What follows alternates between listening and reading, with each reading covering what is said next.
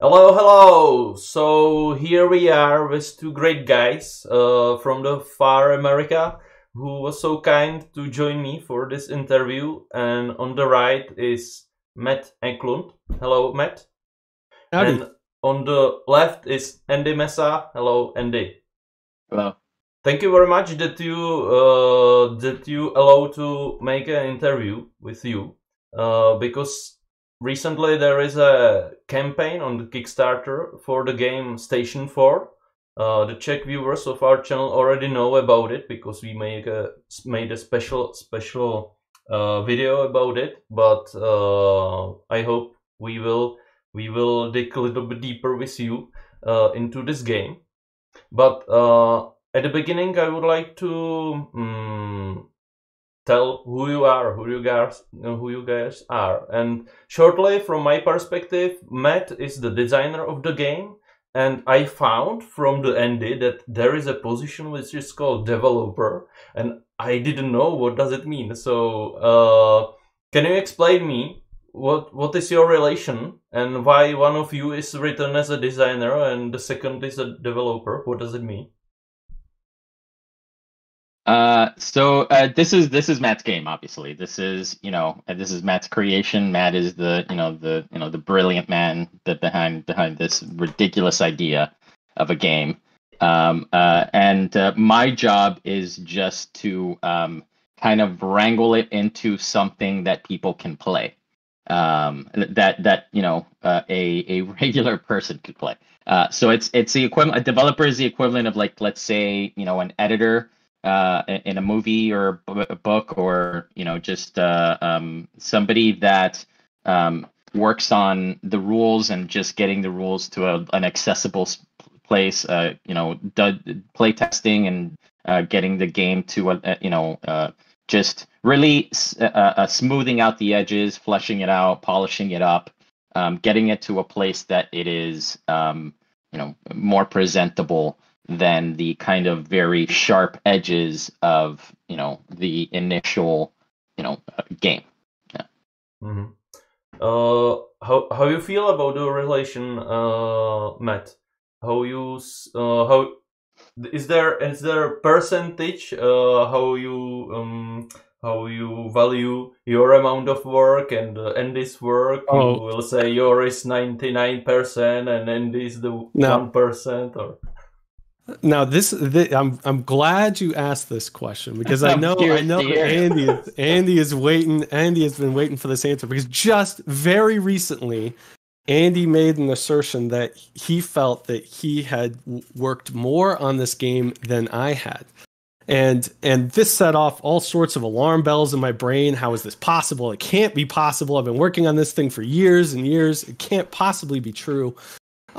And then, I looked at his playtest log history, and by that alone, he's probably already worked more hours on this project than I have. Certainly from a productivity standpoint. And Andy is understating, in my mind, when he talks about edges that need to be softened. Some of these edges are horrific, game-killing edges that will make people quit the game in anger. And some of those edges I really adore. Especially don't want to get rid of.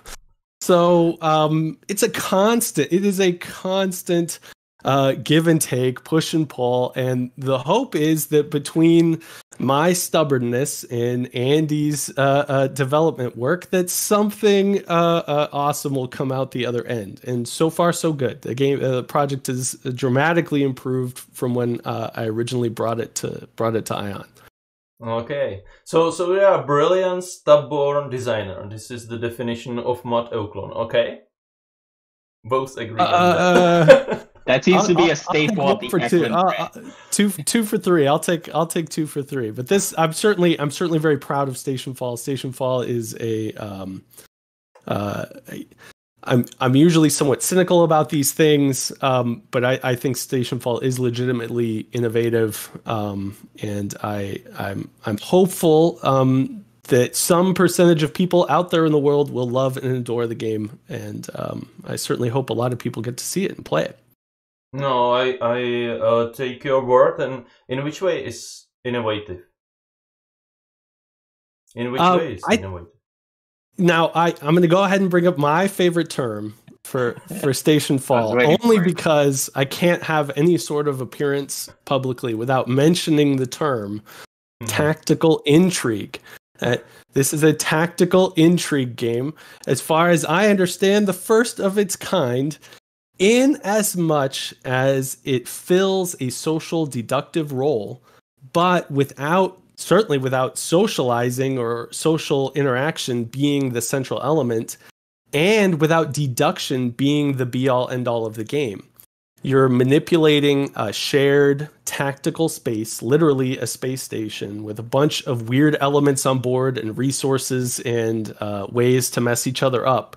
And you're doing that with a semi-secret set of victory conditions. In other words, the victory conditions are all known to all players. They're face up on the board, they're face up on all the cards.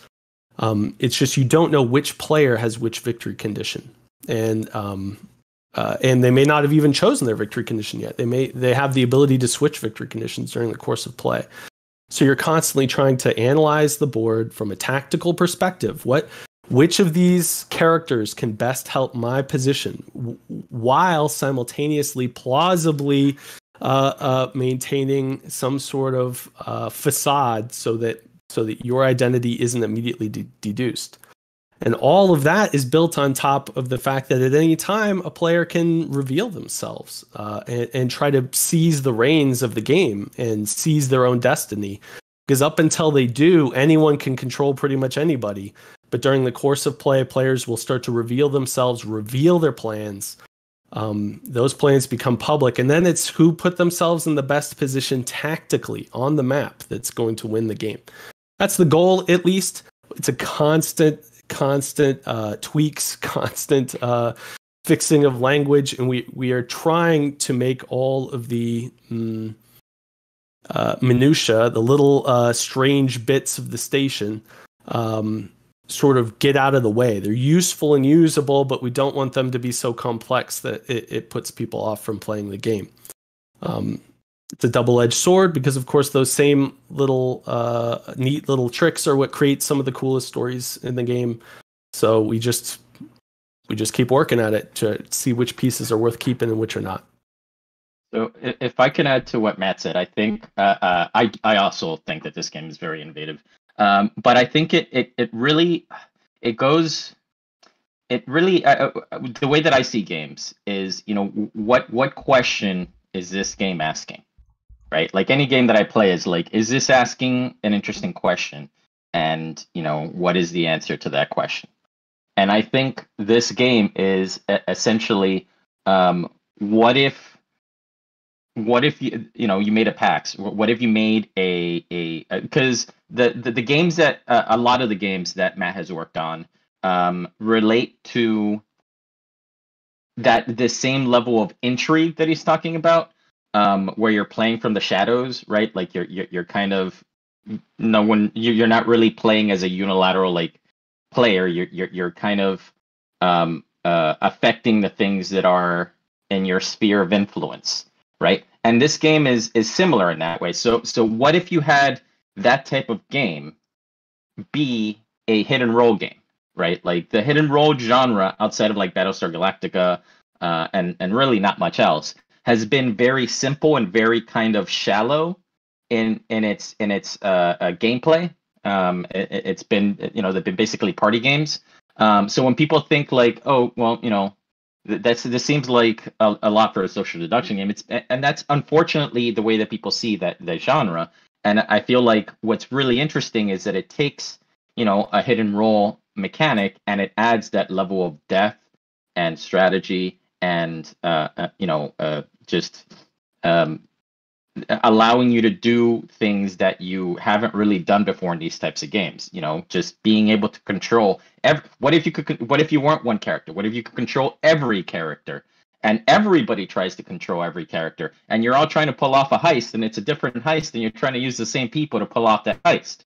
And though Matt loves the term tactical intrigue, I actually somebody else mentioned emergent hilarity, and I love that term because I feel like that's exactly what it is. Because another thing that Matt does well is that he tells amazing stories in his game.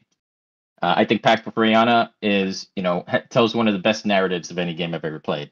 And I feel like this game does tell the best story of any game that I've ever played, and that's a credit to Matt that he is able to make games that just tell really interesting stories, really, and not in a scripted way, right? Not like in here's like a script that we wrote that you have to kind of follow. It's a very organic, emergent level of storytelling that you don't really see in games. It's true. It's really interesting what you said about the hidden role mechanics, because when I was playing Stationfall, I didn't think about it, but it's true that I stopped to play. I liked when I was younger. I liked to play a lot games like Battlestar Galactica or games like The Resistance. But when I get older, I have a little bit struggle with the pressure, psychological pressure to hide my role when I'm bad guy. And it's true that Stationfall is overkill in hidden role mechanics, because you can play any character in the game, but it's light in the way that if you cannot stand this social pressure between the players, it is not in the Stationfall. You don't feel depressed that you are bad guy or good guy. Everyone is bad guy and good guy. You have your goals. So it's true that it's really one thing which is really different from the other games. But still you feel it's hidden role games, because you are always thinking, should I use really this character? Maybe they guess it's my character or not. And nice thing is that it's when you I think nice mechanism is also that you can say, this is my guy, this is who I'm playing for, and it's up to you. It's part of your strategy to open your cards and say, I'm playing the monkey, and you don't need to feel the pressure anymore to be hidden, and then no one can operate your character. So this is also a very nice aspect of the game, I think. I like what you said about it not feeling that you don't feel the same kind of pressure as you do in other types of hidden role games, and I would have to say that I definitely agree with that. Stationfall is one thing that it really accomplishes is that it's rare to have a bad time in this game. Like, it's rare to like slight someone, right? And feel like angry about it. Right? Like, it's just such a it's one of those games where like it's just so hilarious and not in a like this is a funny game. It's just like, that is a ridiculous thing that you just did. Kudos to you for doing that ridiculous thing that you just did. And that's a rare thing, I think. There are so many games that I personally enjoy, but your diplomacy style games where it's just like you can really just ruin somebody and they will be upset about it. And it's rare to make a game that has that element in it, but nobody again, we've gone through 100 plus playtests personally, and I haven't seen people ever like just be very annoyed at their position in a game. In a way that you are in, a lot of other games of this style of intrigue. Maybe you should play with me. Maybe, but in general, it's one of those games where I don't care how I do. Like, obviously, you're trying to win, and obviously, it's but I've never ended a game of Stationfall and been like, well, that was, I always felt like that was a really interesting story. Let's play it again. There is no rage quit or something like that. It's just like I would do it next time better way. Okay, Matt, I wanted to ask you. It's a little bit surprised me that you spoke about the story, because maybe it's good to tell to our viewers, in fact, under which games, which games are in your portfolio. There is Pax Renaissance, first and second edition, Pax Transhumanity, Stationfall for sure, but also Pax Porfiriana from the Mexico, if I'm not wrong. I wasn't. Yeah. I haven't played. I haven't played Pax Porfiriana right now, and even though, for example, in Pax Renaissance, which was published in Czech, there is a lot of historical facts. It's true that I never think about the game as the game with story. Yeah. But it's true, it somehow during gameplay it writes the story.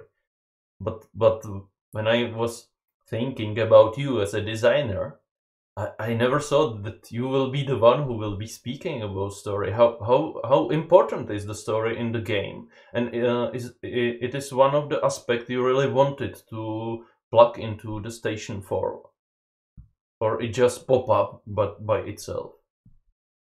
So, story is relevant in most of the games that I enjoy playing. The first game that I ever designed that was meaningfully popular was Pax Porfiriana, which itself was not my idea of a game to make. That was Jim Goots. And it was based on Phil's game, Lords of the Sierra Madre, which also was an amazing emergent storytelling game from the 1990s. I wanted to take that same aspect of some mover and shaker in a very tumultuous time in northern Mexico, at or around the revolution, and take that game, which took, was it like 8 hours or 6 hours or 4 hours, however long it took to play, and make it into something that could compete on a Euro friendly field. Euro games were real big then, as they are now, I'm sure. So that was the first design that actually, the first of my designs, at least, that actually was relevant in the world. That certainly, I was surprised, genuinely surprised at its success. And I somewhat continue to be. And however, what people most comment about it is the crazy stories and last second shifts in fortune between the players, and the cleverness and sneakiness that they can do without lying, right? Without the social aspect, like you were saying, of just saying to someone's face, "No, I'm not the traitor," or whatever. Mm-hmm. That game gives you a lot of space to juke around and feint and make clever moves. So that experience with Pax Porfiriana certainly translates somewhat to the Stationfall sphere.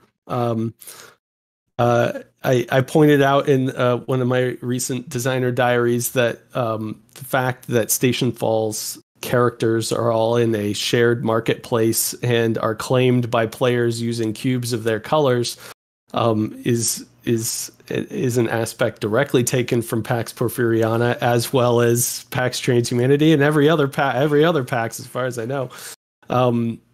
So there certainly is some DNA.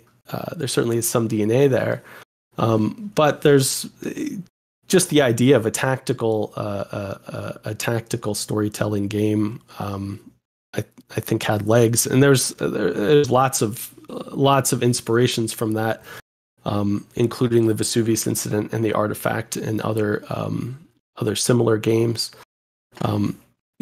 yes, Stationfall is designed from the ground up to tell stories, but it's not designed to impose stories.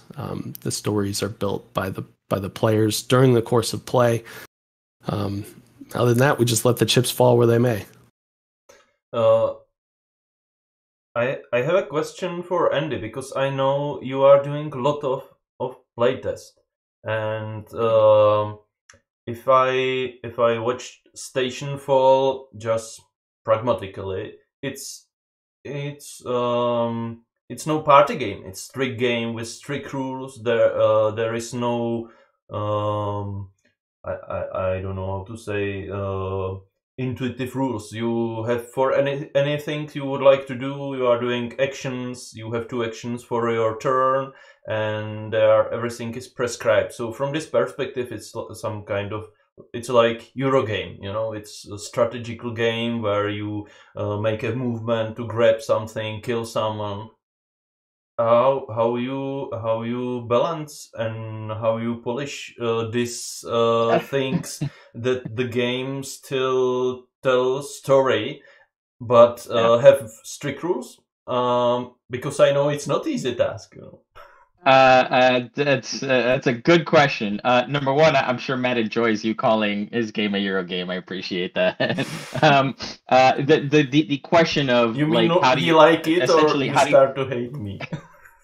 How do you develop this beast of a game that Matt created is a good question that I still don't know that I have the answer to.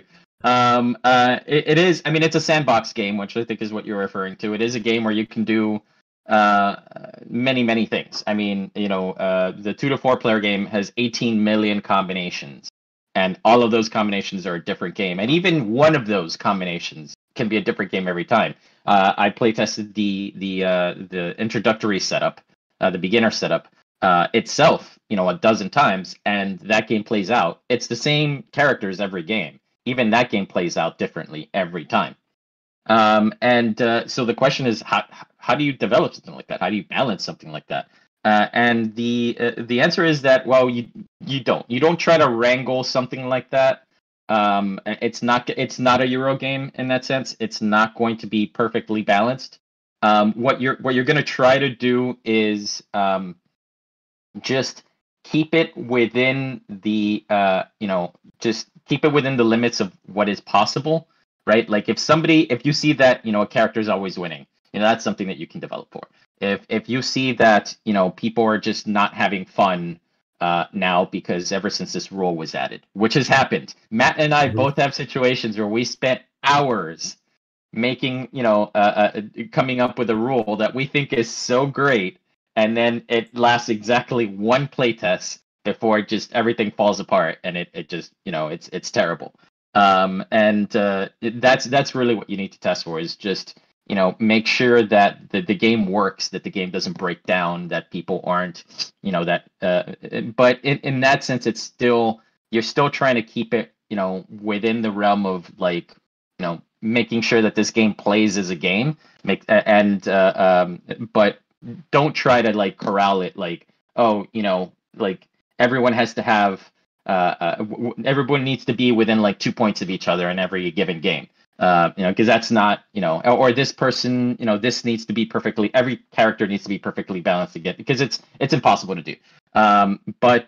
You know, it's as we rely on, you know, the players a lot more for that. But in general, yeah, it's just ultimately, are the players having fun is what we're testing, right? Like, if players are not having fun, then we need to fix it.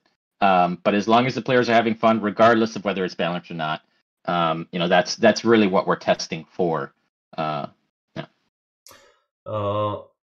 One difficult question which arises in my head is that you are doing a lot of online playtesting now because of in fact 2 facts. One is COVID situation, and second is that you are from different places in America, both of you, and you are working for Swedish company, Iron Game Design. which will be also later one of my questions. And but I'm curious how the game plays. I mean, at the table, because I played Stationfall twice. It was very interesting, but for this game, I had this. I have so big feeling. I really want to play this game one more time, or not one more time, but I want to play it again. But I really want to play it at the table with the real people, because I want to see their faces, how they are, what they are saying, and how they are joking about the situation on the board. Do you have experience that you playtest the game also at table? Is there a difference between the playtest online and in person? So once upon a time, I mean, the game has been around for considerably longer than it has been with Ion Games, and it certainly well predates COVID and stuff like that. So once upon a time, this was a printed out prototype that I would play test in my house or take around to game conventions. It did pretty well at the Arizona game conventions and things like that. And you have to imagine that this is before any meaningful development. So this is during a time period when often the counters were just borrowed from another game entirely, and one set I used just had little plastic stands that were a particular color. So there'd be two matching plastic stands. One would be yellow, and then there'd be a yellow one. And you'd put the yellow one on the character card, and then the other yellow one you'd put on the map. And so to figure out who the yellow guy is, you have to actually go find the yellow plastic stand on the character cards. And even then, the game was functional. I certainly am. Certainly, we are very keenly aware that Tabletop Simulator does not give you a great baseline with respect to physically moving bits around in the real world.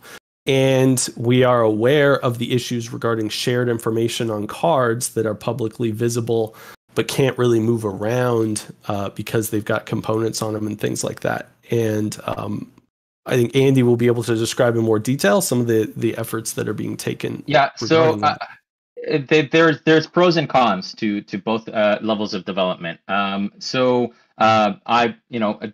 prototype copies of the game on BGG and images, which I think you have showed previously. So clearly, I've made prototypes. I've made 3 prototypes. Which took a very long time. Thank you, Matt, for making such a ridiculous game that it takes forever to make a prototype of. But and it does definitely play. It's I had played the game maybe 60 or 70 times at that point, only on Tabletop Simulator. And now I'm fully vaccinated. Now we're able to get more people, so I'm going to be playtesting it more in person with people. And the first couple times that I played it, I definitely noticed things that we needed to work on.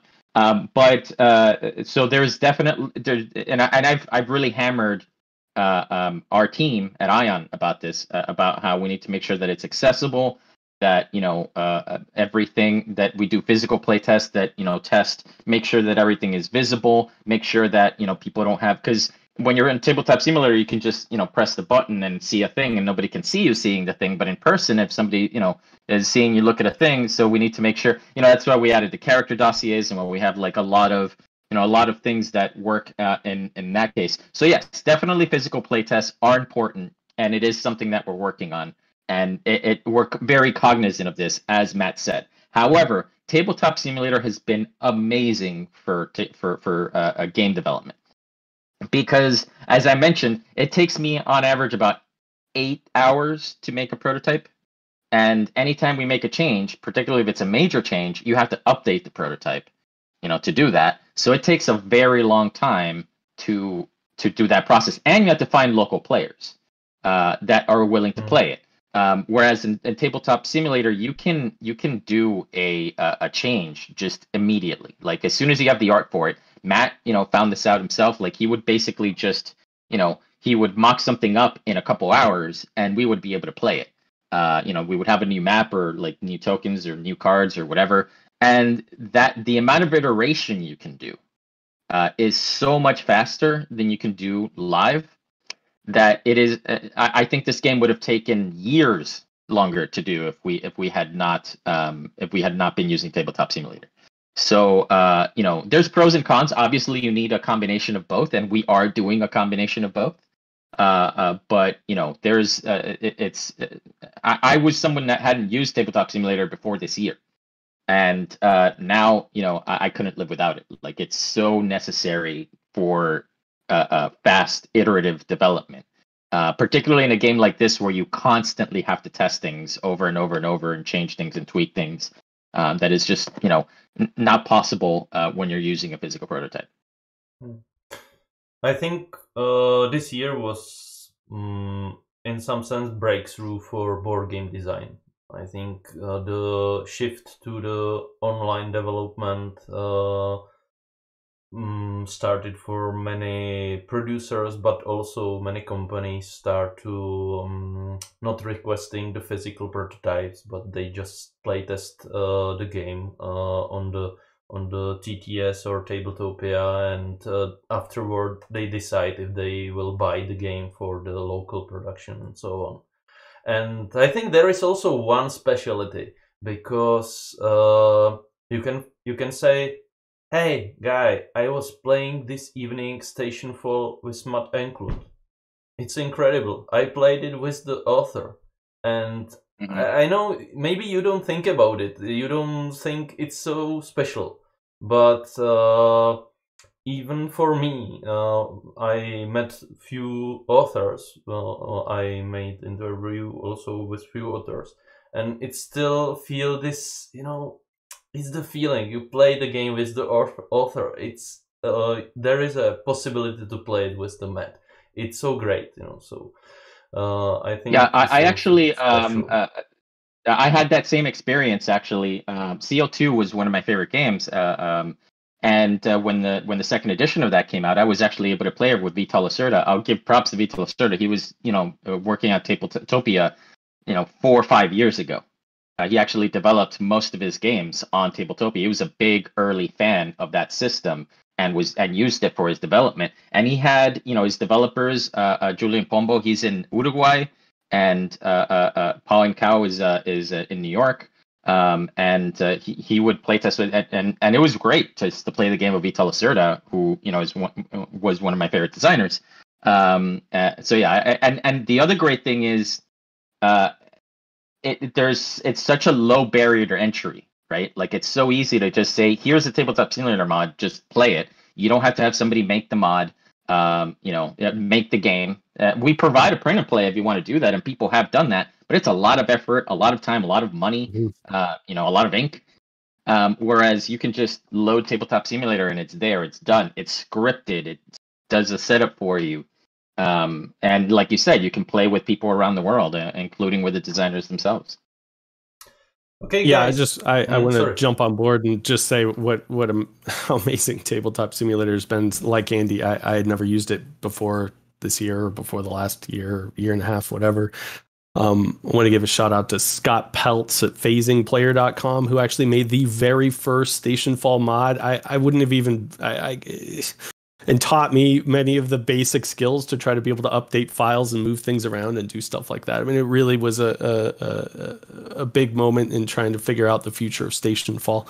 And Scott also introduced me to the game too, so Oh well, there you go, Scott. Man, double props for Scott. Scott was actually, have you heard of this game called Stationfall? And I'm like, no. It's like, oh well, it's Matt's next game. You should probably try it out.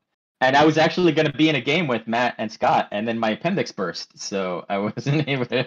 Like, that was a thing. But no, yeah, it's Scott. Scott is a wonderful human who is definitely a paragon of the hobby. Have in Ion Games now you have the programmers who work as a day job on the TTS models of the company, isn't it, right? Mm-hmm. You have one or two of these guys? Well, we have one person in-house, Robin, who is our he handles many things. He's a junior game designer at Ion. He also did the solo game for Baus Mesofauna, and he's going to be working on the solo game on Stationfall. Everyone at Ion has multiple jobs. It's a small company. Everyone needs to do a number of things. But we do have somebody in-house that handles our TTS mods. We also have great support from people that are more experienced than us in TTS. So Samuel Williams has done a lot of our mods, and they're fantastic. And really, Sam Williams is an unsung hero in Ion because he has, our mods are, the thing about TTS is the mods can be really good or they can be really bad. And thankfully, our mods, I think, are really good. And that is in part thanks to work that Samuel Williams has done. And also our Vassal mods before that were also great. Stefano Tine works on those, and that's been really great. And Psychomon actually added the scripting to Stationfall, which is a game changer. Because that game takes it takes a while to set up, and just being able to press a button to set it up has been huge for us. So a huge thanks to Psychomon on that. But yeah, we have multiple people that we collaborate with on making mods. If you agree, I would like to switch to the campaign now to show it to the people. And let's talk a little bit about the campaign, how you feel about it, and so your campaign is close to the end. It's only 67 hours, and you are at the $200,000, and so it's very successful campaign. And what's your feeling about it? I think this is I don't know, Matt. This is your first. It is not your first Kickstarter campaign, because before it was Pax Renaissance 2nd edition. But it's your first standalone game which has the Kickstarter campaign. Yes, that's true. I'll mention that regarding PAX Renaissance 2nd edition, I did not have a lot to do with that. However, PAX Trains Humanity was also released on Kickstarter however many years ago, 3 years ago or whenever it was. So this would technically be my second Kickstarter, but this one's been much more successful, and it's done pretty well, at least in my view. And how you feel about the campaign? How closely you are related to the run of the campaign, or you are just sitting in your comfortable sofa and watching the money rising up? Yeah, mostly that second one. I've been asked to pop in and answer questions when I can. A lot of the questions are component related, and that's not exactly my field. There's a whole miniatures thing, and there's a whole the pawns, and people are requesting standees and things like that. There's a lot of questions and issues that I'm not really qualified to address. However, there are questions about design, and so I pop in to say howdy to that. But most of my work continues to be to accept feedback from people who are introduced to the TTS mod via the campaign or via Board Game Geek or via wherever they hear about it, and trying to see what their biggest issues are. And there's a lot of barriers to entry to this game. It's a heavy game. It's difficult to learn. It also has a lot of mechanics or elements to it that are not used in every playthrough. So part of the game, part of what makes the game somewhat unique is that there may be whole ideas in the game that are not used in a given playthrough. Maybe in a particular game, no one cares about the power levels on the station, or nobody cares about whether anyone's guilty or not, or no one cares about the artifact or the briefcase or something. And the very next game, it'll be the single most important thing in the game. And that diversity of play requires everyone to be aware of all these things, even if it's not critically important, even if it doesn't turn out to be important. And that creates a very large front side barrier. I think it's a legitimate barrier to trying to be able to play the game and play the game well. Stationfall is definitely a game that will, I predict, will be better received by people who play it twice. I think that the first time you play through it, it'll feel counterintuitive. It won't feel like other games. You won't know exactly when the right time to reveal is. You won't be able to interpret other players' actions as well. You may be confused by the various weirdnesses regarding launching life pods or sending data or things like that. And yet those things are part of what makes later and more experienced playthroughs so unique and enjoyable. So I continue to work with Andy and try to develop the game as best we can. I have not been directly involved in the Kickstarter. Go ahead, Andy. Sorry. I can speak more to the Kickstarter campaign. So this is a team effort at Ion. So everyone at Ion, has worked on this Kickstarter. So the graphic design was done by Josephine Strand, who is one of the artists. The character art is by Anna Isaacson and Madeline Fial. I did a lot of the writing. It's the trailer was done by Anna Isaacson as well. The marketing is done by Jessica Cassidy, who's our international marketing director. And in general, it's a team effort at Ion to do all of these things. As far as how it's been received, I mean, I think this is. I always said, the best marketing is just make a good game, right? And I think that's what this shows. This is entirely a word of mouth type of game. Like, people play it. They love it. They tell other people about it. They play it. They love it. They tell other people about it. We get maybe some high-profile reviewers that have played it, and they love it, and they tell other people about it. But in general, I think, I'm pretty proud that the stuff that Ion puts out is quality. Is quality. It's like, Matt's previous game was nominated for 2 Game of the Year awards. Cast Against Humanity was nominated for the Goblet Magnifico and the Golden Elephant, and Bios Origins was also nominated for both of those awards.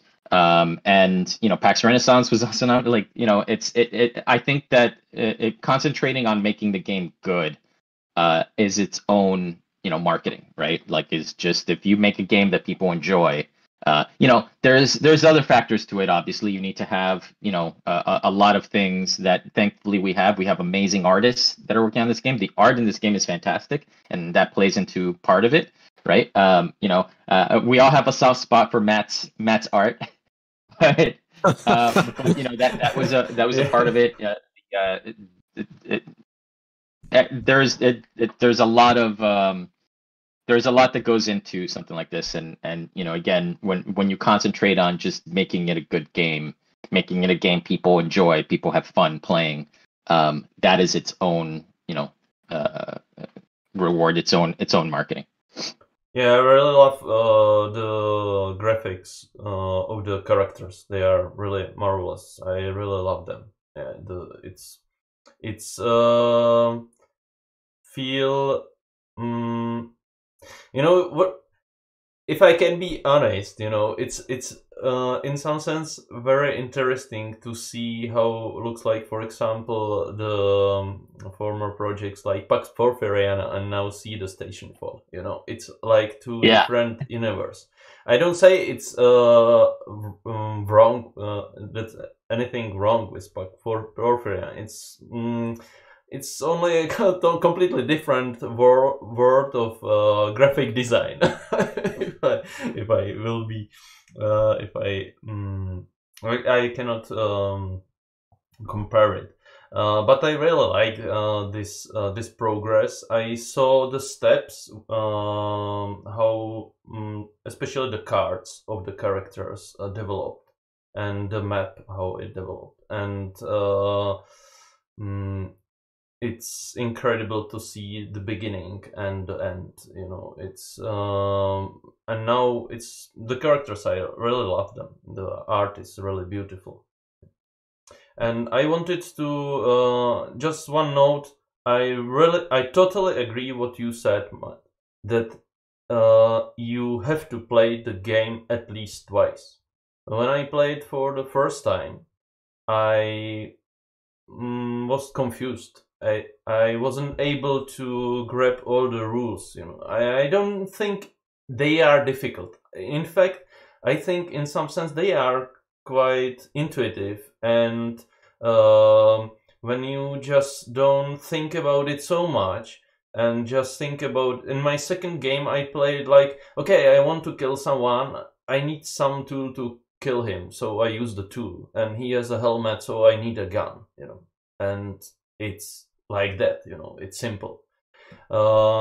But for the first game, there is a lot of small rules. You have to. Okay, so what I can do with the plasma? How can I get from the airlock? Which button I should push to get out of this hell station, and so on. But second game was completely game changer. After second game, I think you at least can say, okay, this game is for me or not for me. I want to try it one more time. 10 more times. Okay, so totally agree. At least twice to know if you want to play this game or not. But first game, it's totally just to break the barrier into the world of Stationfall. Well, I think that's a very common point of view with respect to my designs, and I think probably Sierra Madre game or an Ion game designs in general. There's going to be a lot of strange little rules that may be thematic or maybe there for some reason or another, but knowing how to play the game also doesn't necessarily translate to knowing how to win the game. And that's something that we are also very cognizant of. Andy has pushed very hard to ensure that the identity cards will provide guidance more than just here's who you are and literally what your abilities are, but it will also give you a framework to understand what are your primary threats, what are your primary methods of trying to accomplish your tasks.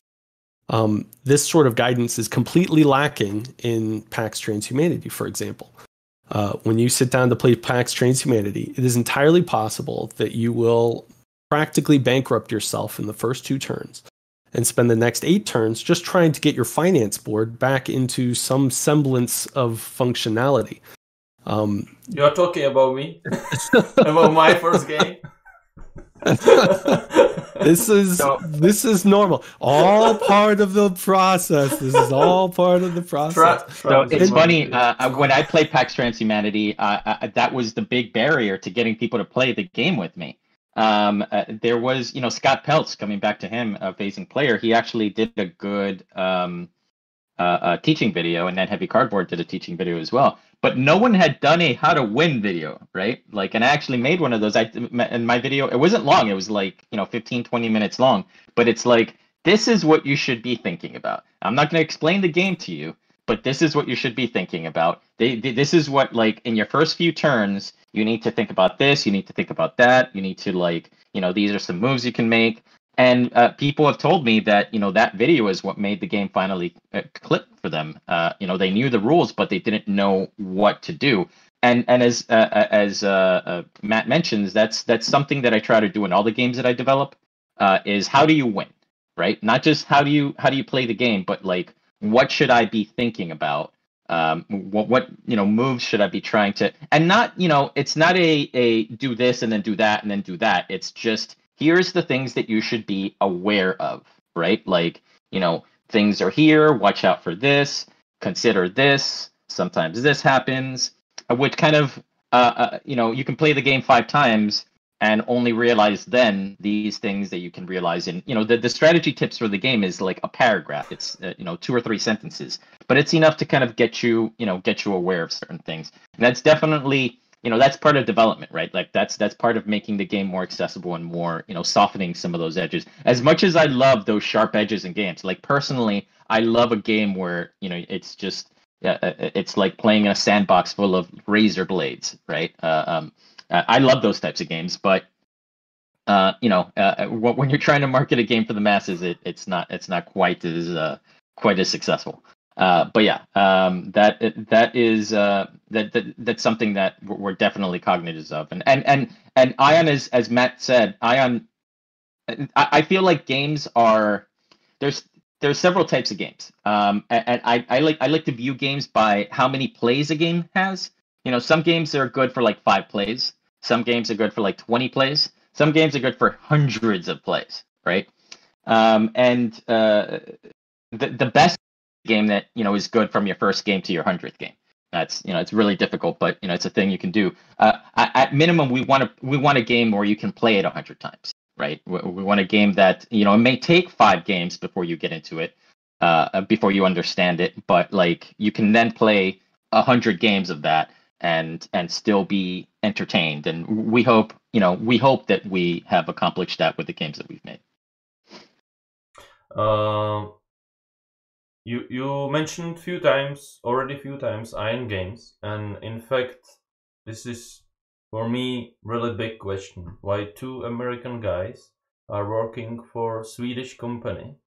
And I don't mean it in a bad way, but I'm really impressed that you are not living at the same places in America, and you are working with the people in Sweden, and in some sense you are both developers. How these things happen? How your cooperation is in reality. This I don't understand, because it should be really difficult.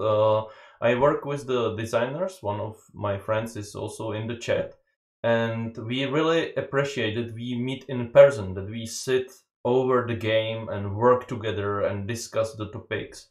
And also why we get together was because we met in person and we saw the game. And now I am speaking with 2 great guys who are designing the game, and they are from completely different country than their publisher. So I think it is really difficult.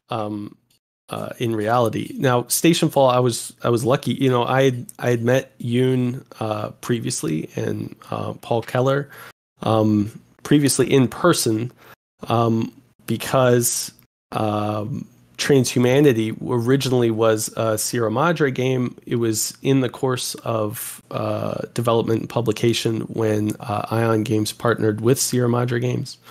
So that's how I met Ion Games. I had never even heard of them before.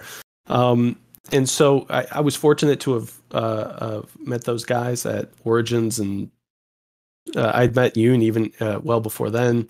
But I was able to show them Stationfall in 2019 in June or July or whenever Origins is in Ohio. So we did get to have that experience of sitting down at a table and playing the game. So that was certainly very useful. But with respect to actually working with Ion Games on Stationfall, I think from my perspective that would be very difficult without a developer like Andy, who can stay up in the middle of the night and have meetings on Swedish time and whatever else is going on. Andy is my primary go-between with Ion Games, and that's how I got hooked up with Ion Games as a publisher. They agreed to publish the game, which is great. They took a risk on a certainly a very risky project. This is Stationfall is a little bit out there, so I'm deeply appreciative of that. But certainly working with a Swedish company on a completely different time zone is not easy on its face. I think Matt pretty much mentioned it. Why are we working with Ion Games? It's because Ion Games is willing to work with us. So Matt, I actually convinced Matt to publish Stationfall with Ion Games, but I didn't do so by saying, "Hey, you should publish Stationfall with Ion Games." I said, "Try to publish it with anybody else." I can give you suggestions of every other publisher that might maybe be interested in this game, But good luck. Essentially, the biggest strength that Ion has, and what I admire them so much for, and the reason why I work for them, the reason why I'm up all hours of the night, and working, as much as I do, is because they're willing to make the hard games. With High Frontier is just a mind-boggling a task project. It's just like mind-blowing. What they accomplished there. BIOS Origins, all of these games are very, very hard games to make, to design, to develop, to do the art for, to playtest, it is a monumental task. And, a lot of publishers won't do it. They'll look at it and say, that's too hard. That's too outside of the mainstream. It's not something that we want. They take the path of least resistance, and that's one thing that I admire Ion for, and Sierra Madre Games for. That is that they're willing to do the hard thing, and I'm willing to do the hard thing, and Matt's willing to do the hard thing. Is make a game that is hard to make, and I feel like. It leads to great things that make for a unique company and a unique product. And maybe a difficult question, but Matt, what do you think about your games? They are more the public for your games is more in Europe, or there is also big fans in America, because the mechanics of your games feels more like German style games, it's okay. There is a lot of luck and a lot of things like fortune, but still they are more like strategical games, with the strict rules and precise rules, and often the games are not long, you can play them under the 1 hour. So do you when you think about your games, do you take this under your consideration, where your public is, and this is why you are working with the European company, or it just happened? No, I don't. I suspect that fans of these types of games these are niche games. So these are going to be a small, as a percentage of gamers, it's going to be a small percentage, but spread out all over the world. And that's been my experience. I certainly did not, and don't actively go to a European publisher because I think this is a more Euro style game. I don't even think of this as a Euro style game. Earlier, Andy made a joke, and I was ready to tear off my headset and storm out of here in a dramatic fashion. I don't. I certainly don't think of myself as a Euro designer, but what does that even mean? I don't know. I certainly try to make things more palatable to the types of players who would play Euros. And many of the components and interactions are gonna feel kind of traditional Euro, maybe.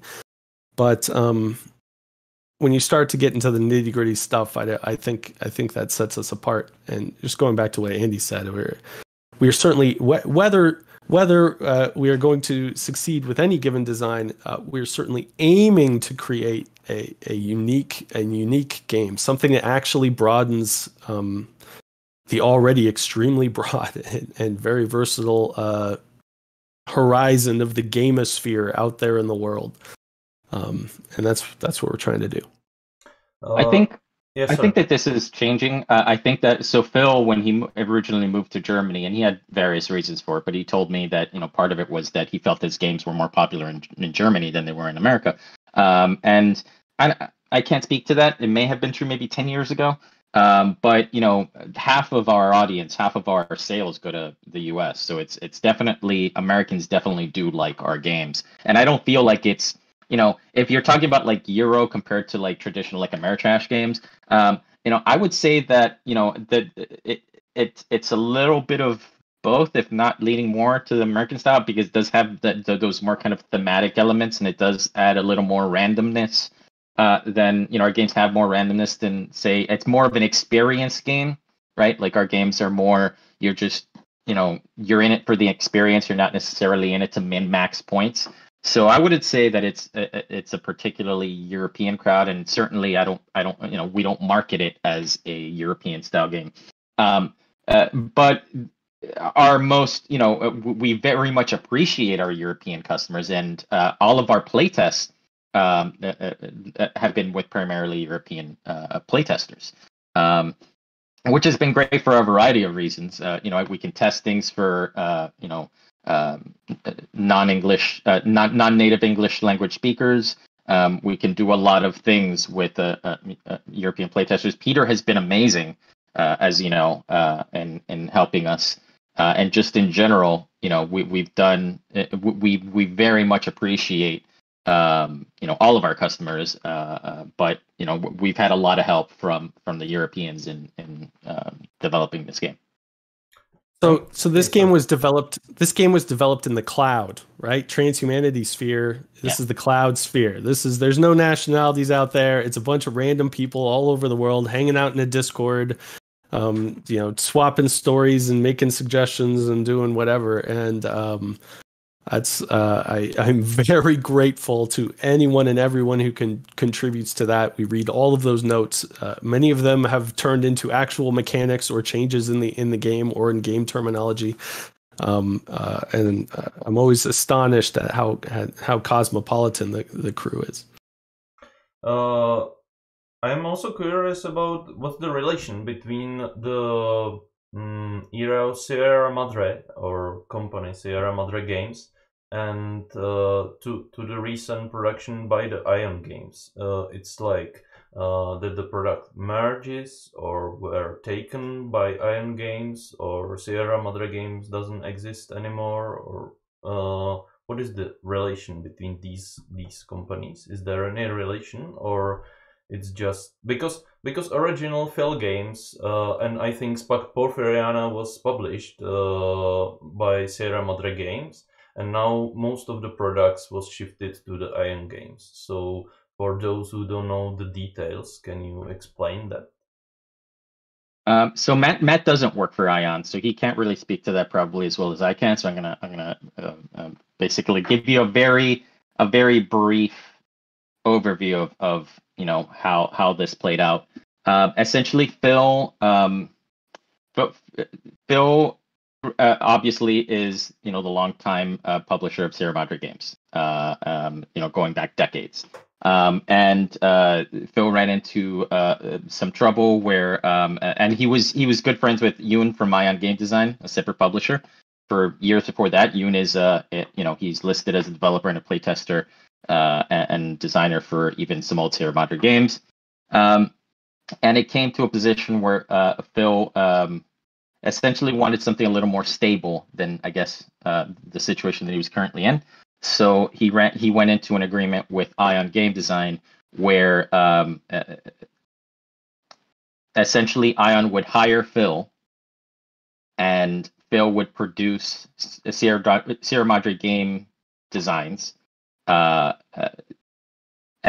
Ion would essentially publish and distribute those games. Mm-hmm. So essentially, right now, Phil is an employee at Ion Game Design, and he does his own line of games, which are still under the Sierra Madre Games imprint. So, for example, Bios Mesofauna would be among those. He's going to do the upcoming Interstellar and Module 4 Exodus under that imprint. And Ion itself has its own line of games, and that is what Stationfall is under. Stationfall. Mm-hmm. This is why we're using the Ion Kickstarter account and not the Sierra Madre account, because they are two they're two different lines. So Ion has its own line, which recently Galenus was under that line. Stationfall is under that line, and going forward, we're going to have more games. So imagine it just as two different publishing companies where one is kind of an umbrella company of the other. Oh, I see. Okay, thank you. Would you like to add something, Matt, to that, or it was? I don't have any special knowledge about it, unfortunately. Okay. I have here a question, two questions in the chat. First is if the design of Stationfall was in any way inspired by the Nemesis games from Awakened Realms. The answer is no. However, I've not played Nemesis. However, during the course of development of Stationfall, lots of comparisons have been made to Nemesis. I watched a rather lengthy video review. I can't remember who did it, but it was brilliantly done. It was an amazing video review. Shut Up and Sit Down that did it. Yeah. Okay, yeah, that was. I thought it was great. I thought Nemesis looked awesome. I thought it looked like. I thought it looked like a real winner. It's been extremely well received. But the answer is no, just because it literally didn't. I haven't played Nemesis and Stationfall. I also haven't played Nemesis, which is funny. Stationfall. I actually saw that review and I was like, interesting. And then I sent that review to Matt, and he also said interesting. So anytime anyone mentions how is this like Nemesis, we have to say we don't know. We haven't played it. But here are other people that have compared it to Nemesis and what they say, and we just have to speak to that. In fact, I played both, and I think it's like when you play for the first time Stationfall and you experience Nemesis, you say, okay, it's similar. But when I thought about it more deeply, I found out that the big difference is that in most of these games, like the Battlestar Galactica you mentioned, or the Nemesis, you play one character, and the hidden is your role in the game. But in Stationfall, the crucial part is you are not playing one character, like in PAX Renaissance in some sense, or in other PAX games. You are like the puppeteer who is managing, who can influence all the characters on the station. And I think when I play it second time, this make a big difference, and this is why I think it's a different kind of hidden role game than the Nemesis. I don't say it's better, worse, or comparative, but it's also not the similar experience from that point of view. The second question is for both of you, in fact, for Matt as a designer and for Andy as a developer, which game you have been working on, you're the most proud of? Oh, Stationfall. That's easy. Okay. Yeah. This is by far the game that I am most proud of having worked on. And that's not to say that I'm not proud of the other stuff that I've worked on. I mean, PAX Viking, Val's Mesofauna, Galendos, they're all fantastic games.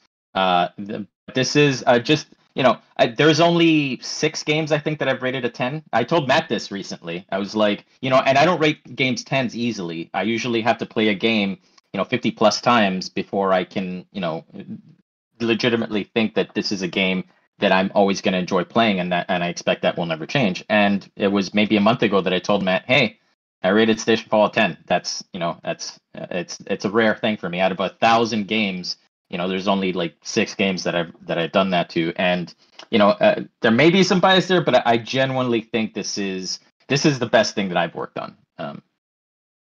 And same for you, Matt. Yeah,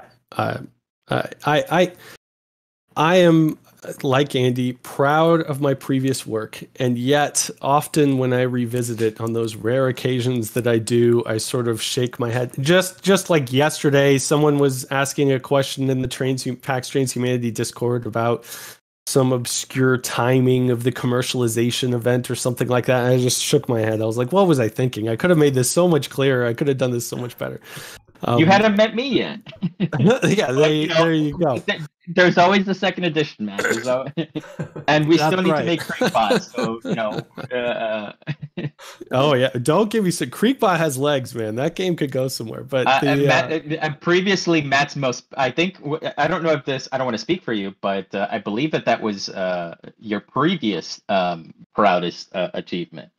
Oh no, I think probably my previous proudest achievement was Transhumanity would be my guess. However, my favorite game to play of all the games I've designed would have been Creekbot.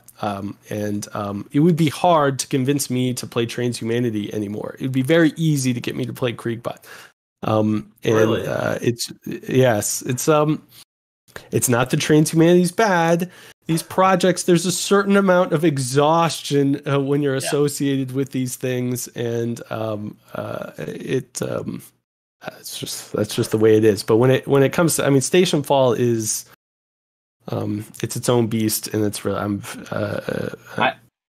really think it's going to be great. I can speak to that too. Like, I love PAX Viking. PAX Viking, was the first game that I worked on with Ion, and it has a special place in my heart. But it's hard to get me to play, and I'll happily play, but it's hard to play a game after you spent so much time on it and so many playtests. But like, Stationfall is a game where I love watching just recorded playthroughs of other people playing. It's just it's so funny and so interesting, and so it's very rare to have a game where you can just sit and it's like a popcorn movie. So yeah.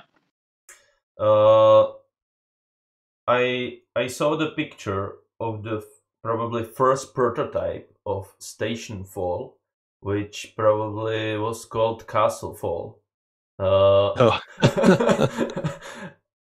Maybe for me it's interesting. Can you Matt told us something about this dark history from which Stationfall arise?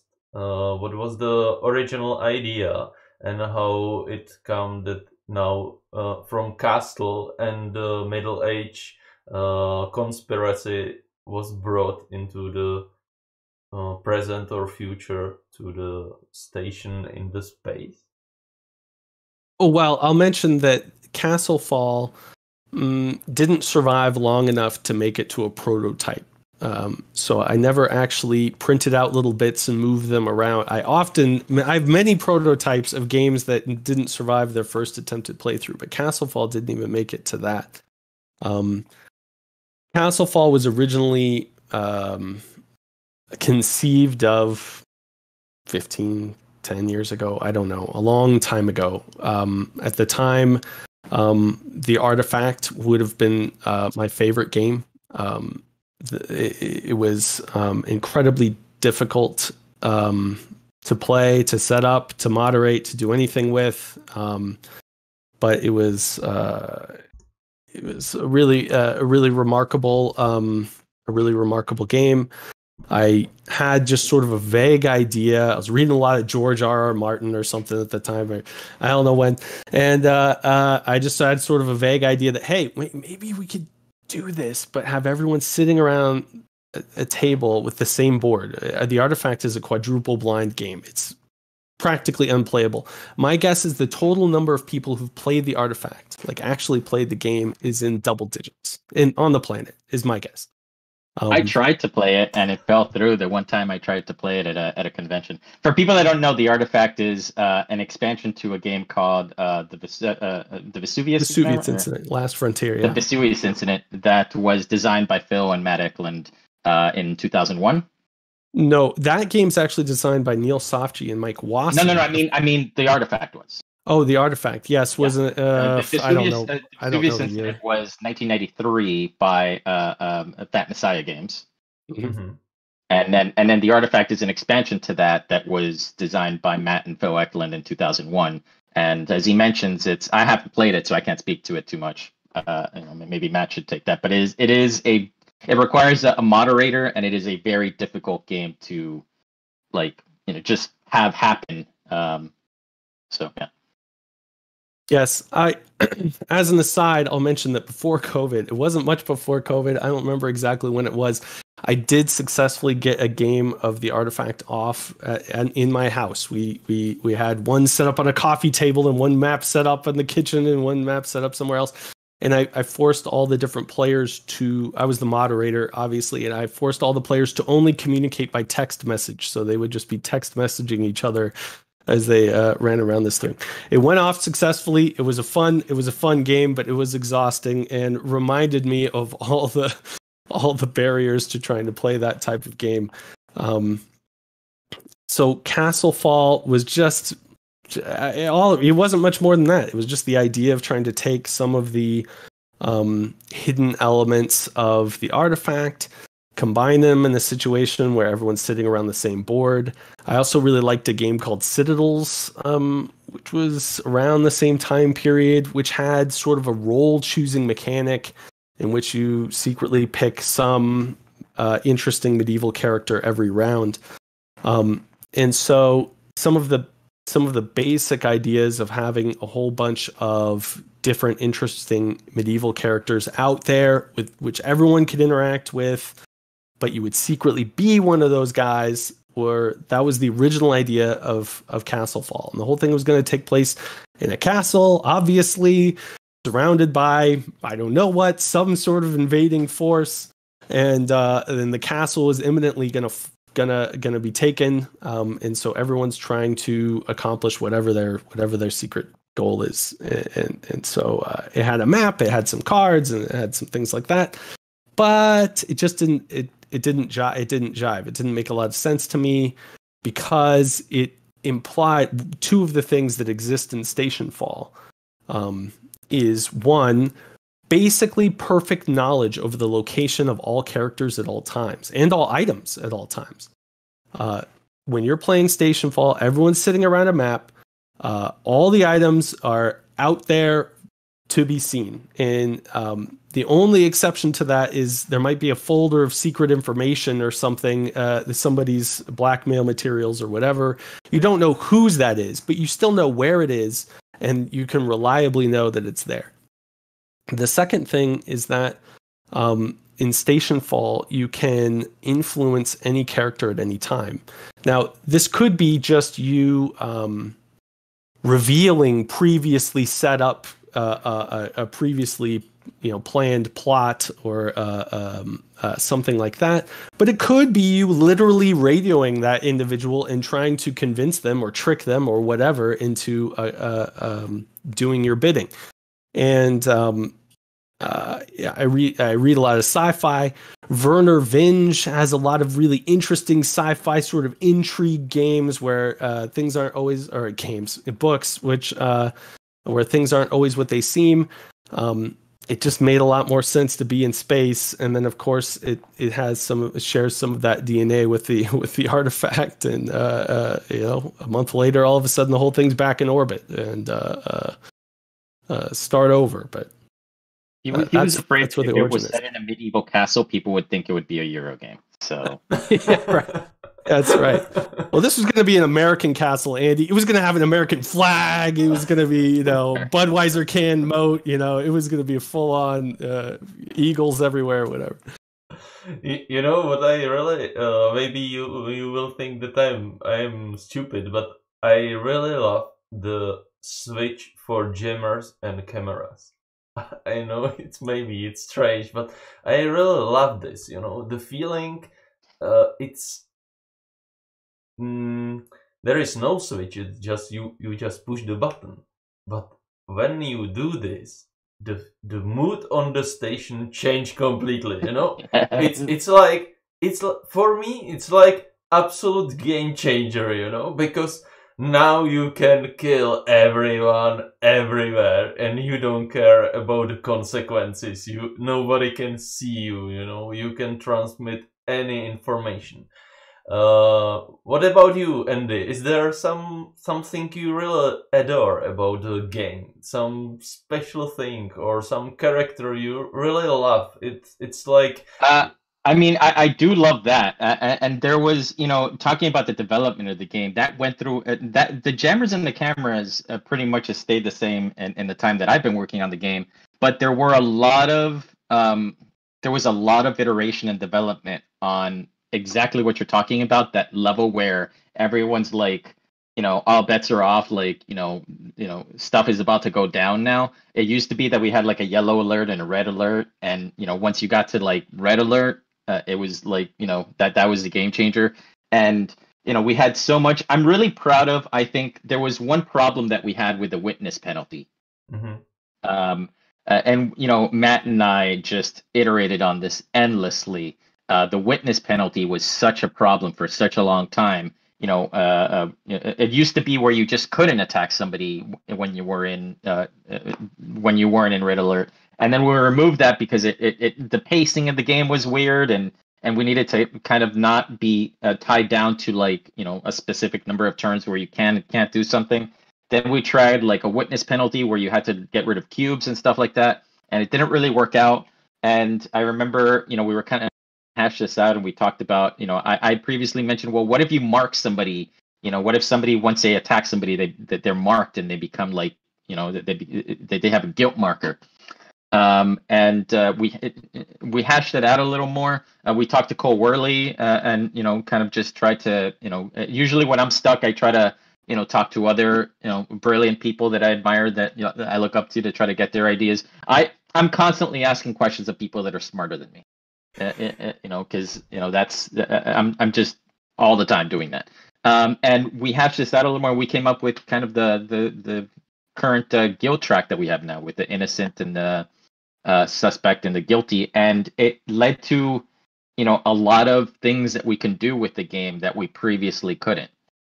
And I'd say that's probably my personal favorite is just the ability to just because I know how it's just so great when you hash out a thing for so long and then you finally like, yes, this is how this is how it should have been.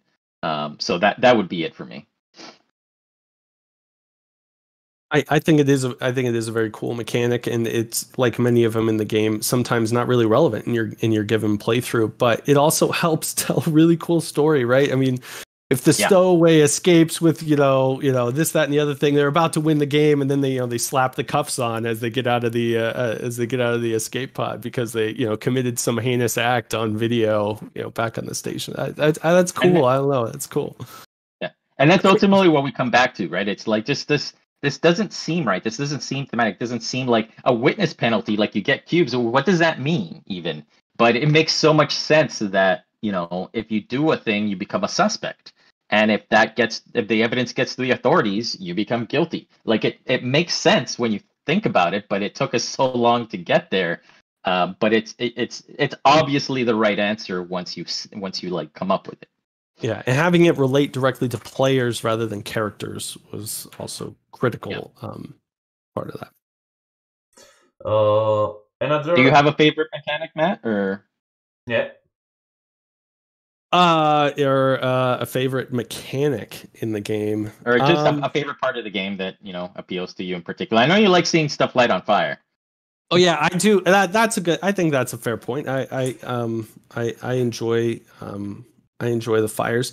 I enjoy the idea of the Project X. So in every game of Stationfall, there's 8 possibilities for whatever whatever their primary experiment gone wrong on board is. Once again, maybe it's not relevant in any given playthrough, but at least it's there, and the players can learn about it if they want to. If they proactively go find the data associated with it, they can find out secret information about it, and then maybe that's useful to them, or maybe it's not. But it's pretty cool when somebody does this and you can pull off some pretty cool, or throw a huge amount of wrenches in everyone's face when you release the gray goo or the carnivorous monster or whatever, or the wormhole that you suddenly slip through and escape at the last possible second. I like the Project X idea. It is it's another one that's a holdover from the original design and is basically floated around and has stayed intact, and I'm glad for it, even though it is what I would classify a razor blade in your sandbox, right? I mean, this is something. When one of these things gets loose, whatever it is game changing. It is going to change your game, and so from a game designer's perspective, there's a lot of risk there. There's a lot of oh no, people are going to have bad plays because of this, that, and we try to mitigate that as best we can. But we're not going to take all the razor blades out of our sandbox. Some of them are staying in, and by design. An example of that. First, that I have to say, the Project X has led to some of the best stories that Stationfall has told.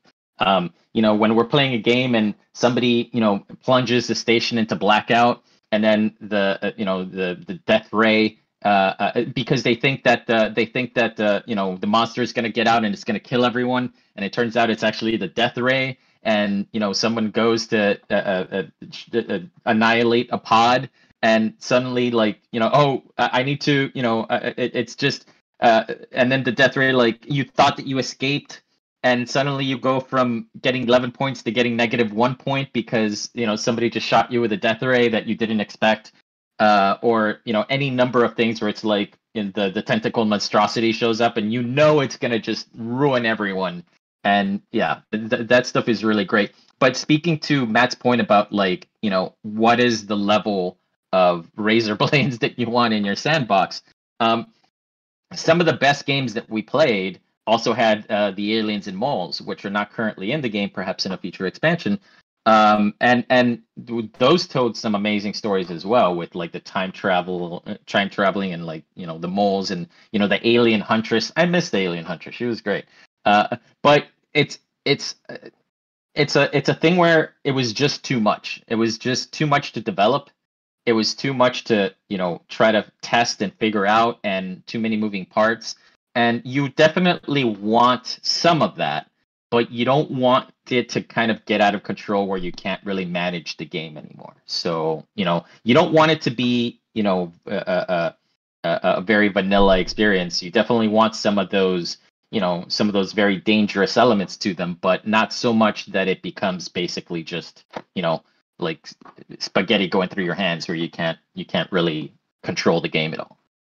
In fact, it's really interesting, Matt, that you mentioned the Project X, because it's like Ameritrash hiding in the shadow of the precise mechanics of this game.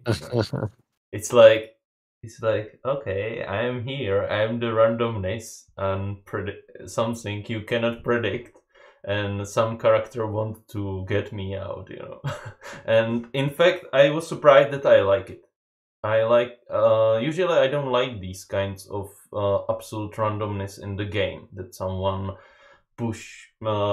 get out something so crazy like this goo or this black hole. But in this game it's fun.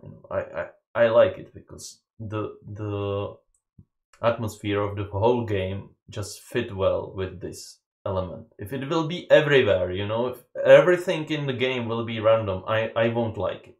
But this one part is so special, and about it from the very beginning of the game. It's like, I'm here. Be careful, I am here. And you don't know if I'm good or bad, but I am here. Yes. There is another question in the chat. How would you like to see Stationfall evolve past its initial release? Can we expect an evolution afterwards, or there are no plans now? Well, talking about what Andy just mentioned, there were significant aspects to the game that were set aside because of how I mean, it's hard enough with 27 characters and trying to balance this thing. Trying to do it with, especially with the intricacies of alien characters or moles, which are characters who are disguised as characters on board. So characters with their own victory conditions, but look like the character that's on the station. I would expect. I mean, nothing's been announced or planned, and no one's working on it actively right now. We're all working very hard on Stationfall, but I would expect there to be at least one expansion to the game, which would include that. But I mean, from an imagination perspective, there's lots and lots of stuff in my notes, in other people's notes, that ideas that just weren't realized or weren't haven't been worked on. Things that seem like great ideas, but it's far too late to be looking into it now. The mind boggles. There's lots of possibilities for Stationfall in the future, and we'll see where it goes. We'll see how it's received. We'll see what happens. Yeah, so there's active development. We recently made an announcement that we're working on the solo game, and we're very excited to be working with Benjamin Schmaus, who did the Clockwork expansion for Root, and that's been very well regarded. And we're happy to be working with him to make bots for the game. We have some ideas also for different solo scenarios that we don't know that we can include in the base game. So, that's something that we're going to start testing and do that. As Matt mentioned, we have the aliens and the moles, which were in the game, but we figured was a little too much. So that's something that we're working on. Obviously, this has a very kind of cosmic encounter feel to it. Constantly people are saying, well, what if we had this? And what if we had that? And what if we had that? And these are all great ideas that we would love to do, but we have to, 27 characters is already ridiculous. We could have done 12 and probably had, a solid game. But there's an endless number of characters we can do, and then there's the system. The Stationfall system really can be applied to people. I said, well, I want Castlefall, or I want to put it in this setting, and those are all possibilities. Yeah, there's an endless, variety of things that can be done with this. There are no plans for that right now, though. We are really just trying to get this game done and available and out, and the best game it can be. Little bit practical question. What is the schedule? What is the timeline of the project now? When it will be? When you think it will be finished? Finish the rules, and when the game arrive to the backers? So I guess I can speak to that more as working at Ion and pretty much working daily on this. We are scheduled to deliver the game in December. Obviously there's any number of things that can happen between now and then, but that is our target for delivery. We've already passed design freeze. Right, so we're not adding any new major elements to the game. Design freeze was in April 1st. Everything that we're doing now is just development, is tweaking, balancing, making sure that everything works with everything else. So we're going to do further development for the next few weeks to hopefully not much longer than that. Maybe 1 to 2 months of getting the art right, getting the development right. We're going to start sending files to our manufacturer and have that come back and see how all of that works, how all the components work. We expect we're aiming for the game to be sent to the final game to be sent to the manufacturer around August, and see where it goes from there. But again, all of these are very, as they are with any game, all of these are in flux. Things can happen between now and then, but the idea is that there's going to be development for another month or two, final files sent around August, delivery in December. Matt, are you already working on another project? Is anything in your head? No. Oh, there's always things going on in my head, but 90% of that is nonsense and will never be a thing. But no, Stationfall. Now you concentrate completely on Stationfall. Okay. Quite general question on two kind of games. What is the Andy's current most favorite 18xx game? And any interest in Ion in designing of such games?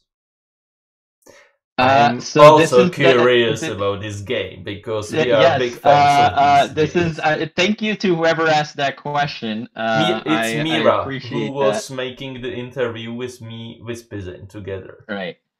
So my favorite 18xx game is 1830. It was it wasn't the first one, but it was the game that got it all started. I still love 1830. I am happy to play. I will play 1830 100 times before any other 18xx game and be perfectly happy with it. I also love my top 4. I actually have a shirt that has all of the 18xx games that I like. So it's just like it's 1830 and 1817 and 1841 and 1849. And they all do something a little different. 2 of those are Federico Villani games, who's an amazing designer. And then the other one is 1817, which is just a mind-blowing game. So yeah, if I'm going to play 18xx, those are the games that I would play. If I had to keep just one, it would probably be 1849, just because it's short and every game is different. It's very much like, the games that we make in that every game plays out differently. And you can play this game, hundreds of times. And that's what I look for in a game that I can keep playing it over and over and over and over again. It's going to be different. I'm going to learn from it. And that's what I love about those games. Now, is Ion going to produce a train game? I have been pushing for this. I have told them, hey, we should make a train game just because I want to work on train games. So the Ion's games are, it's funny. It's kind of like war games. 18xx and war games are completely different types of games, but it's kind of the same people that play them, right? Like 18xx is really just a war game with math. And Ion's games are not at all in the same field, but the same kind of people play them. It was my intention. I was supposed to be in Stockholm right now. It was my intention to bring my train games with me and force the team to play train games and, kind of get them on board with this. I do have ideas for not necessarily train games, but like a shares game, something similar to like a rolling stock that has, involves currencies. I don't want to get too far into it, but I have ideas. I definitely am interested in making, more of that type of stuff. I've talked about, a shares expansion for High Frontier, stuff like that, just trying to get more into that space. So we do a Monday kind of like a social game club, Ion. And me and Matt are actually, we usually play, and I'm always trying to get them to play more shares games, right? Like more little kind of card games that involve shares or just, different things, just to kind of get them more open to these types of things. It's not in their wheelhouse at all, really. But it's just, I feel like, once I can sit down with them and get them to see the light, I feel like it's a thing we could do. Thank you. There is last question in the chat. Matt, can we expect a new complex game in PAX series? PAX Viking is not a real PAX that I expected. However, despite its simplicity, it's a great game. So any hardcore PAX from you? There are no hardcore packs sitting around waiting for my attention.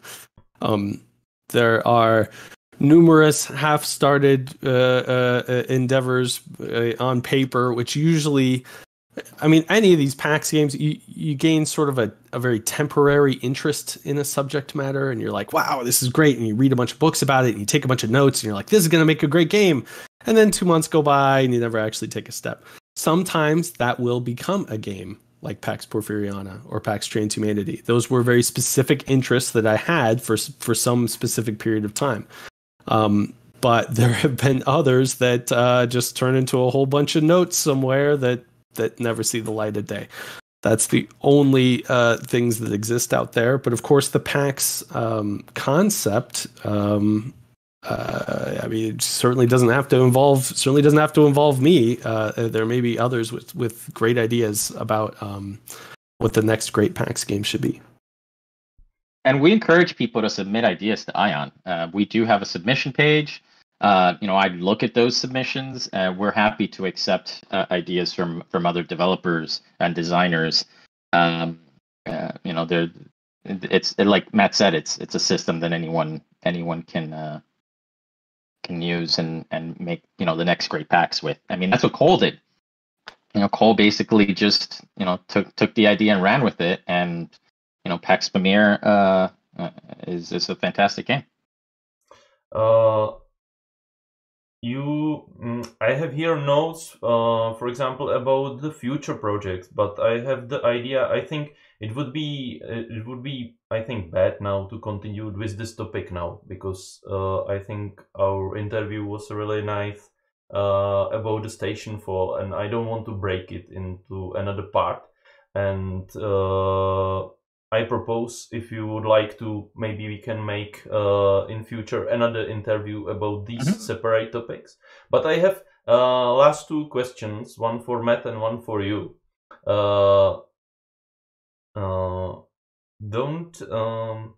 It's for the question for Matt. It's somehow related to the last question about PAX series.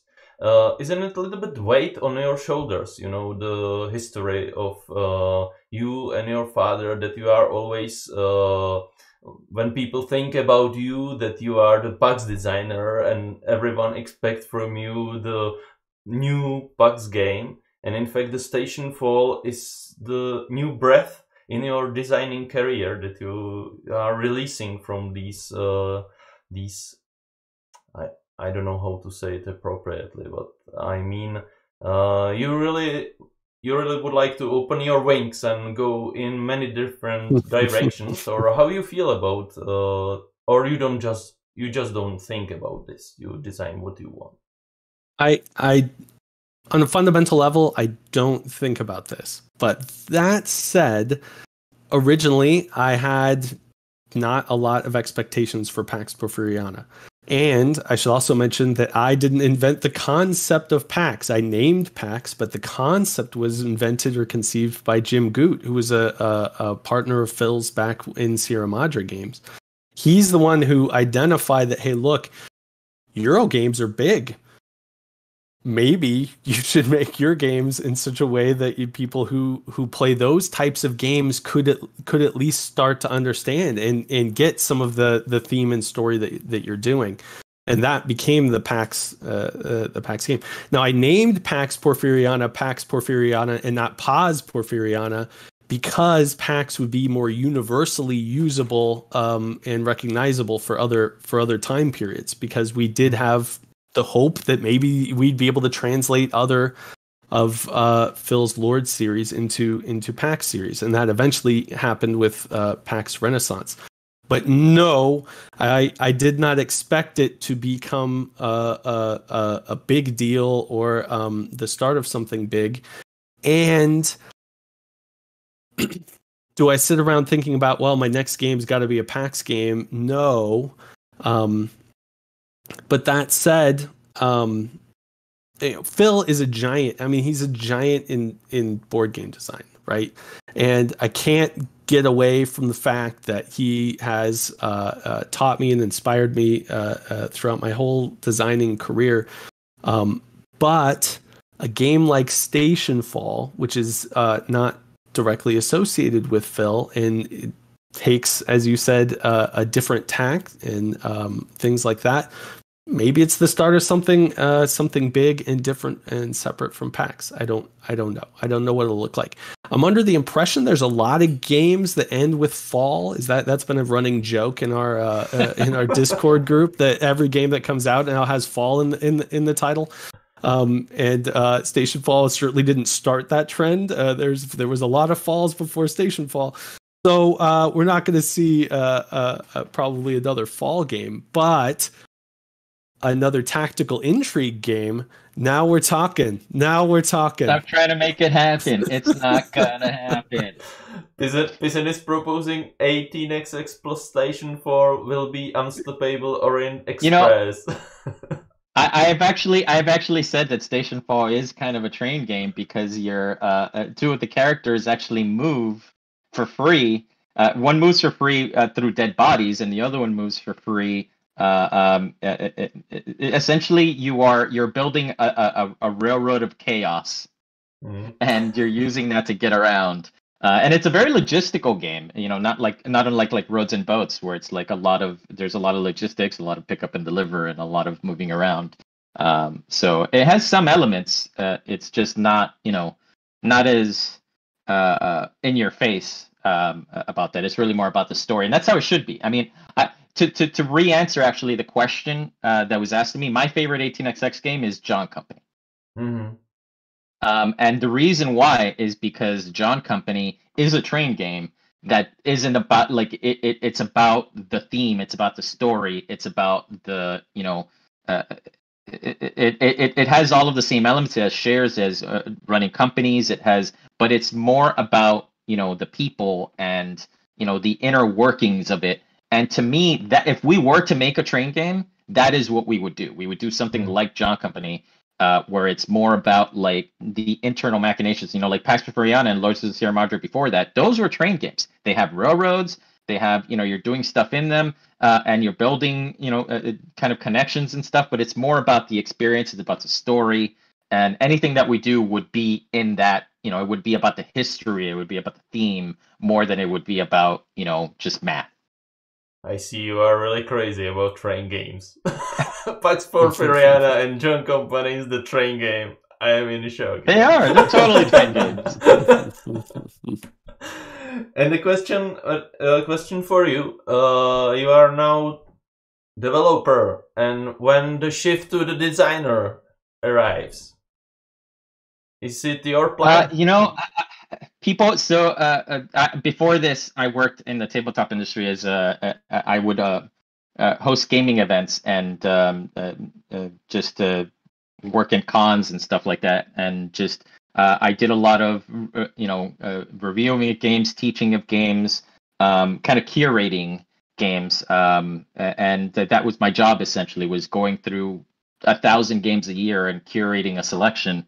And people would often ask me, well, when are you going to make a game? And I would always say, well, do winos make wine? I was more addicted to the playing of the games themselves than I was to making the game. And now that I'm in the process of making the game, really out of necessity, I was kind of forced into this because my previous job was not a thing I could do anymore. There weren't events happening anymore. Whether I will design a game or not remains to be seen. I have some ideas. The other thing that I feel is, I'm not going to make a thing unless it's the best thing that exists, right? Like, and that's just, I feel like I don't want to make a derivative game. I don't want to make something that is just not the best at what it is. When I have an idea that I feel like no one's done this before, or no one's done this in this way or in the best way possible, and I have some ideas that could maybe go that route. When I feel like that's a thing, then I'll pursue that. But I don't just want to make I'm really proud of the games that we work on and the games that we've done, and I want to continue to work on games that I'm very proud of making. As proud as I am, working with on Stationfall and every other game that I've worked on. So it's one of those things of like, when I feel like something is amazing, yeah, I'll definitely pursue that further. But that remains to be seen. In fact, I understand your joy from cooperation, because I am not planning to be designer, but still I love to be a developer. I found out I am developer.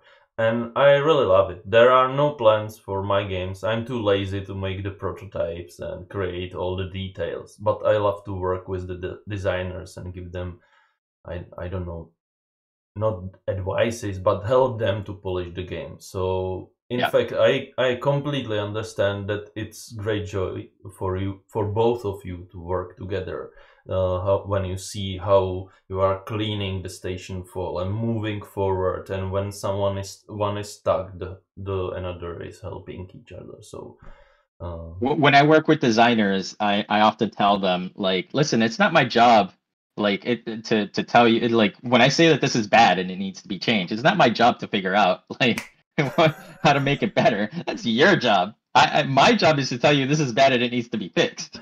And I constantly tell that to Matt. It's like, fix it. That's a much easier job. Just fix this one thing that's like, three of your characters rely on. Just fix it. Just make it different and better. You have a long list of tasks, Matt. Get to it. That's right. Okay, thank you guys. It was so big pleasure to talk with you. For me, it was so great. So many great informations. And I'm looking forward to play final version of the Stationfall. I wish you the best with the campaign, but also with the production. No problems, but just the smooth finishing of the game. And I would be glad if we will find in future time, for example, to talk about new future projects of I Am Game. You are always free to contact me and tell me, hey, I want new interview. I want to talk about these kind of things, and you are always welcome. You did such a great job of showing Stationfall with Peter. I couldn't understand it. It was in Czech, but like you did such a great job in just talking about everything. Just I could see you talking about. You went so far in depth than anyone else has gone into this game that I felt like I would like to speak with you and talk to you more. So I appreciate the work that you've done in shining a light on these games, and we'd love to come back and talk again. Thank you. Thanks for having me. Thank you. So thank you all live viewers and all who will be watching from the record, and maybe someday we will meet Matt and Andy again. Thank you guys. Have a nice day and evening. Bye. So long.